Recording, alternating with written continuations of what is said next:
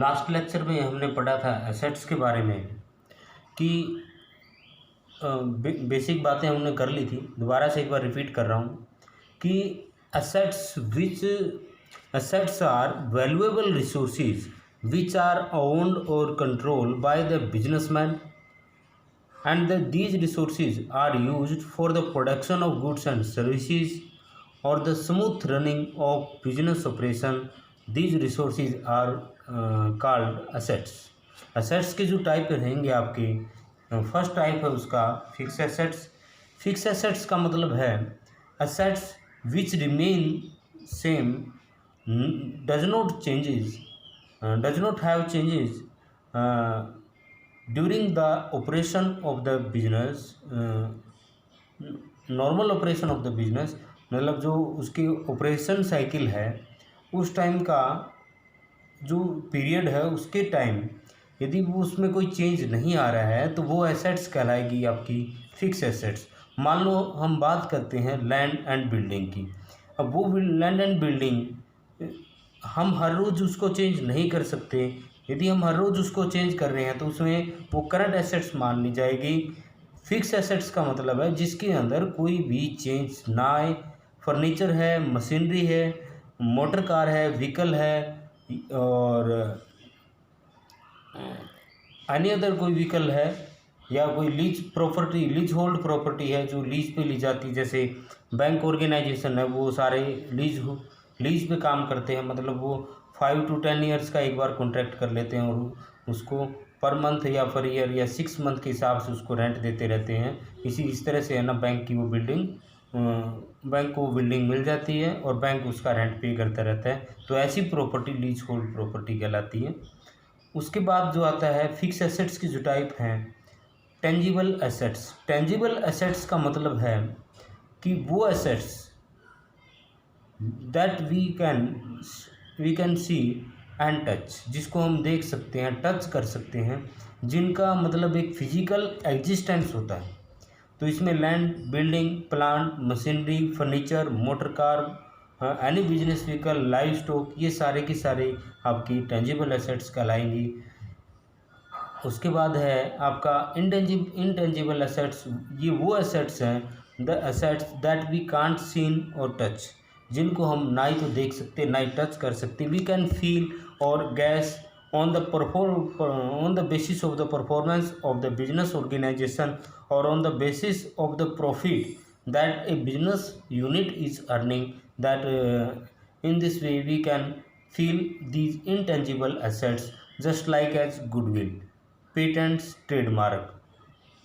जो ये इनको वो समझाने के लिए मैं आपको एक एग्जांपल दे देता हूँ। मान लीजिए हम एक लेज का एग्जांपल लेते हैं। जो लेज के जो चिप्स आते हैं उस पे जो लेज का जो सिंबल बना हुआ है, जो नाम लेज लिखा हुआ है, वो है ब्रांड। और जो जिस ब्रांड का रजिस्ट्रेशन हुआ ट्रेडमार्क एक्ट 99 के तहत, वो हो जाएगा फिर उसका वो उसका ट्रेडमार्क बन जाएगा।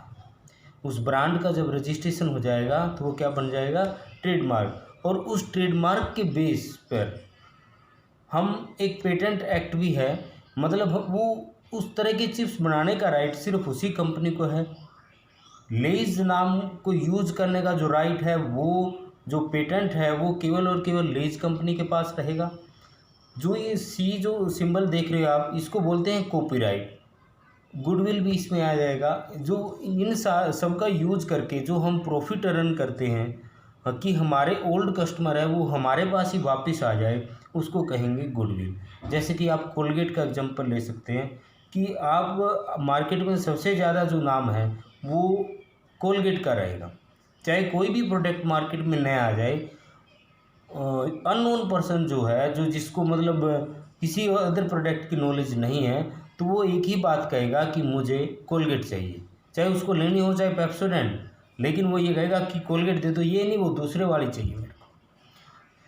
नेक्स्ट हो जाएगा आपका वेस्टिंग एसेट्स। वेस्टिंग एसेट्स वो है those are extracted from nature and value reduce when using, कि जो टाइम के साथ है ना जिनकी वैल्यू कम हो जाती है। जैसे माइन है, क्यूरीज है, या फिर ऑयल वेल्स है, जो तेल के कुएँ जिसको हम बोलते हैं, तो वो सारे क्या है, टाइम जैसे जैसे टाइम जाता है उनकी वैल्यू ऑटोमेटिक कम हो जाती है, चाहे हम यूज़ करें या ना करें। जैसे ब्रिक्स है, ब्रिक्स फैक्ट्री जो होती है उसकी वैल्यू है वो टाइम के मुताबिक कम कर दी जाती है, तो इनको बोलते हैं वेस्टिंग एसेट्स, ये वेस्ट होती रहती है। इसी तरह माइंस है, मतलब फर्स्ट ईयर जितना वो माइंस में से जो भी हम मिनरल्स निकालने हैं तो वो फर्स्ट ईयर ज़्यादा होंगे, सेकंड ईयर कम होंगे, थर्ड ईयर कम होंगे, तो इसलिए इनको वेस्ट एसेट्स बोलते हैं।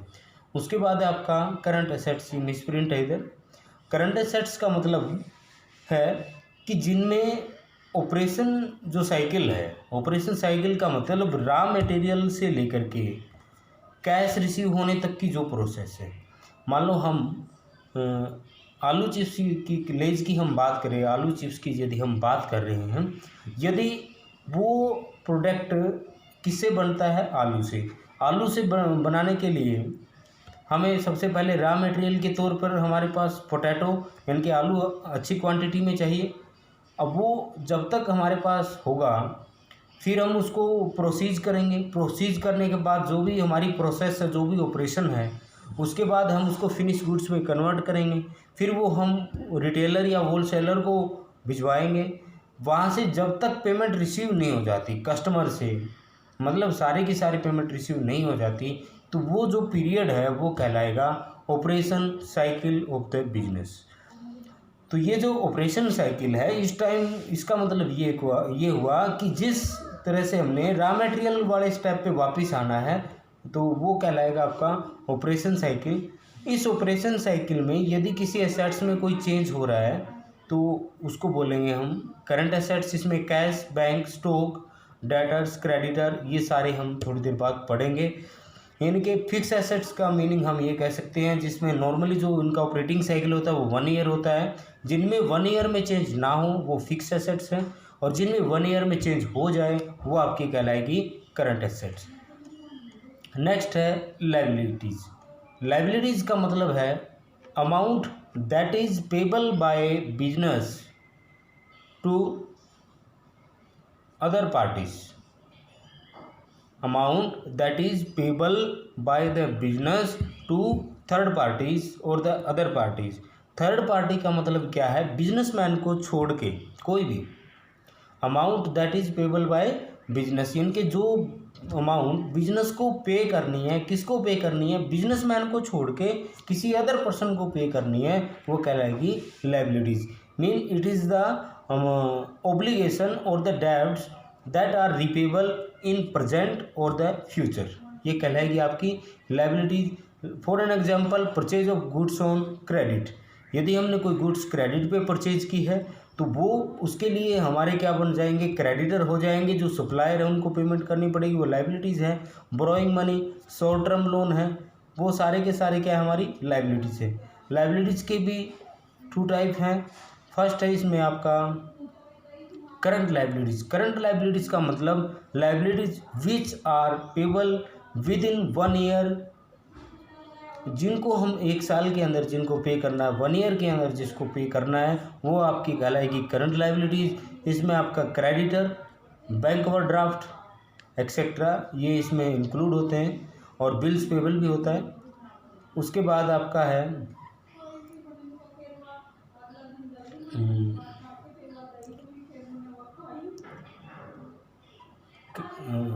Short term capital.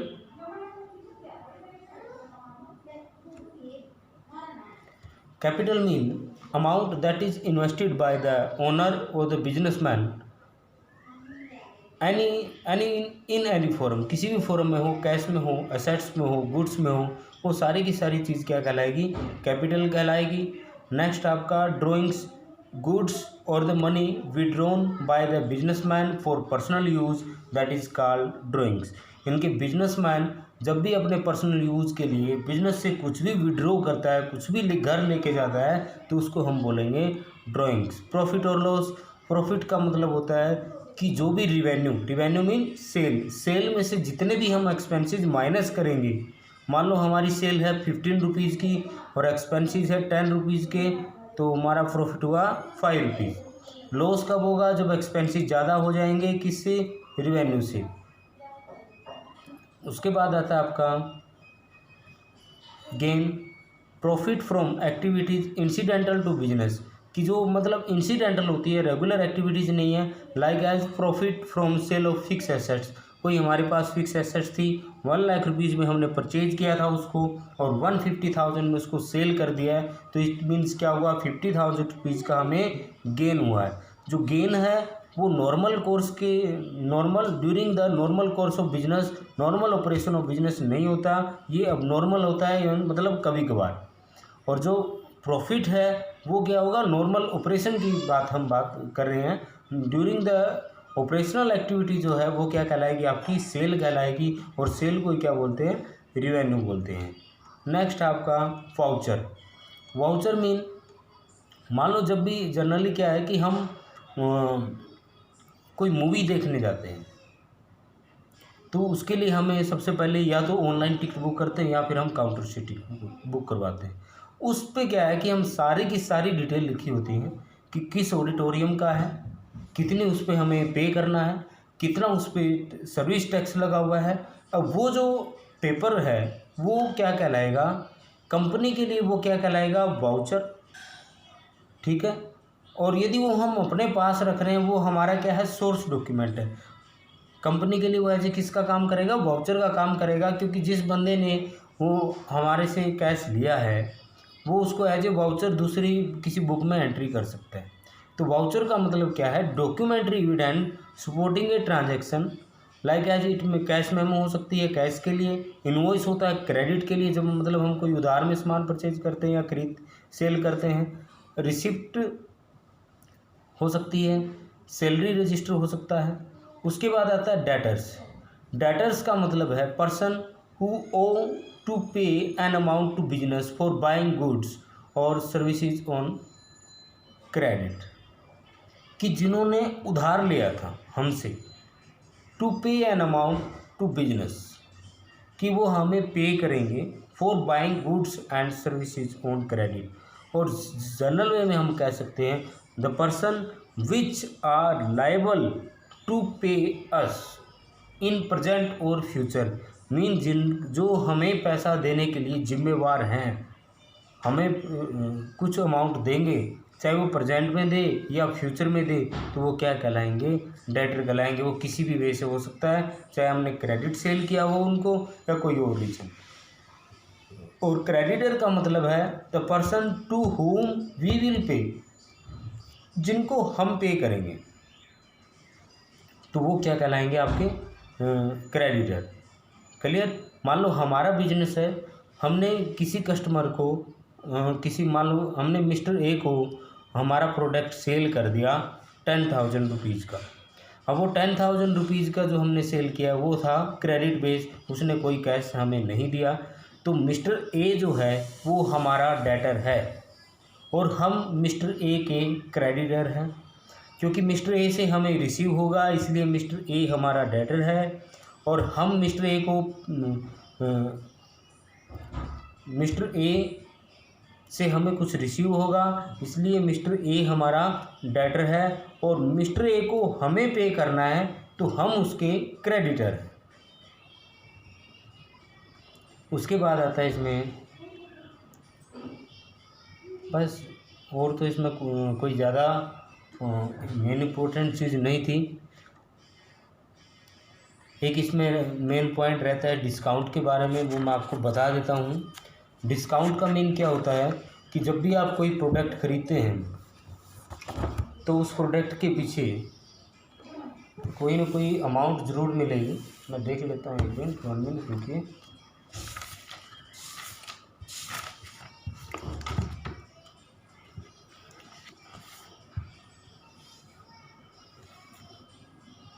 ये आपको शायद मेरे ख्याल से उल्टा दिख रहा होगा। मान लो जो प्रोडक्ट के ऊपर जो रेट लिखा होता है उस रेट को बोलते हैं MRP, मैक्सिमम रिटेल प्राइस, या हम इसको लिस्ट प्राइस भी बोलते हैं। जो प्रोडक्ट के ऊपर लिखा है उसको क्या बोलेंगे? मैक्सिमम रिटेल प्राइस या लिस्ट प्राइस। और दूसरा वो प्राइस होता है जिस पे दुकानदार हमें सेल करता है, वो कहलाता है सेल प्राइस, या जिस पे हम किसी प्रोडक्ट को परचेज करते हैं वो कराएगा हमारा सेल प्राइस। क्लियर। अब मान लो किसी प्रोडक्ट का MRP यानी कि जो उस पर लिखा हुआ है वो है 40 रुपीज़, और दुकानदार हमें वो प्रोडक्ट दे रहा है 35 रुपीज़ में, तो जो 5 रुपीज़ है वो क्या है, डिस्काउंट। वो 5 रुपीज़ क्या है, डिस्काउंट है। क्लियर है। ये था आपका chapter number 2 basic accounting terms. फिर भी यदि किसी स्टूडेंट्स की कोई भी अकाउंटिंग टर्म्स इस चैप्टर में से रहती है तो बेझिझक मुझे व्हाट्सएप या मैसेज से बता सकता है। और यदि लेक्चर रिपीट करना है, कोई भी लेक्चर रिपीट करना है, कोई भी टॉपिक रिपीट करना है, मैं उसको दोबारा किसी दूसरे तरीके से या मेरे जो पर्सनल हैंड रिटन नोट्स है उनके साथ आपके सामने पेश करूँगा। तो जितना हो सके आप इन क्लासेस का फ़ायदा लें, घर पे रहें, सुरक्षित रहें। जय हिंद, वंदे मातरम, जय भारत।